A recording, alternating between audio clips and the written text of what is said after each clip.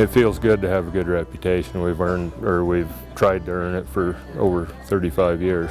Today we're out here visiting Stices Gulch. This is an area it's a subdivision that was hit pretty hard by the fire. There was about 8 different landowners that he worked on up here. I'd been told when we started looking into it that there'd already been quite a few people up here trying to do it, and then when I talked to Joy, she'd said that they'd all refused because there were so many different landowners and so many different obstacles in there.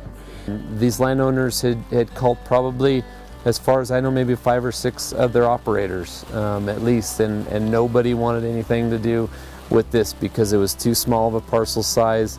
You had a fish-bearing stream, you had steep ground, you had a Forest Service road. And I thought it was kind of wrong that they didn't get paid any stumpage for their timber, especially after such a big fire. They were already, a lot of them had lost they came up here to live in the forest and be out of town, and now their forest is gone. And at the very least, they should be able to get it cleaned up and make $1. And they didn't get rich, but they did get it cleaned up, and they made more than they thought they would. And it felt good to try to help. Well, everybody I've talked to before and since loves Cameron.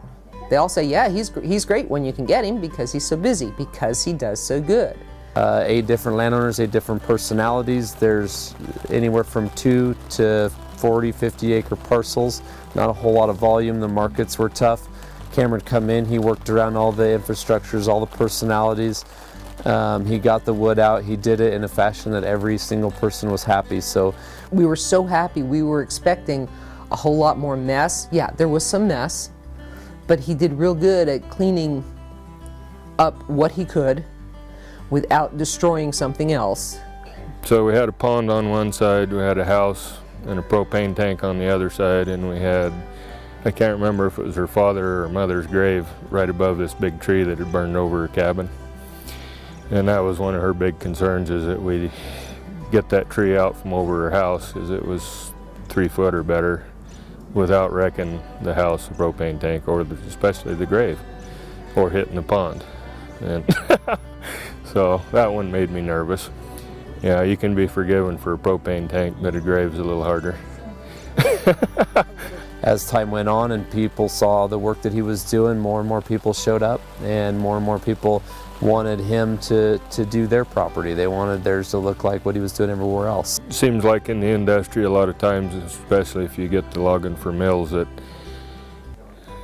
the emphasis gets more on production and the cheapness price you can do the job for. Somebody wants it done cheap all the time and don't really care how it looks. We've always tried to build a reputation of having doing a little better job, usually a lot better job than most, and I like that. He's professional, conscientious, polite. He's everything you want in a contractor. I like working outdoors. I like to have a picnic each day at lunchtime. I like to see the wildlife that we see, and I like to leave the forest better than we found it. So maybe my son or his son can log it again someday, keep it healthy. It's kind of a way of, I guess, leaving my mark on the world a little bit.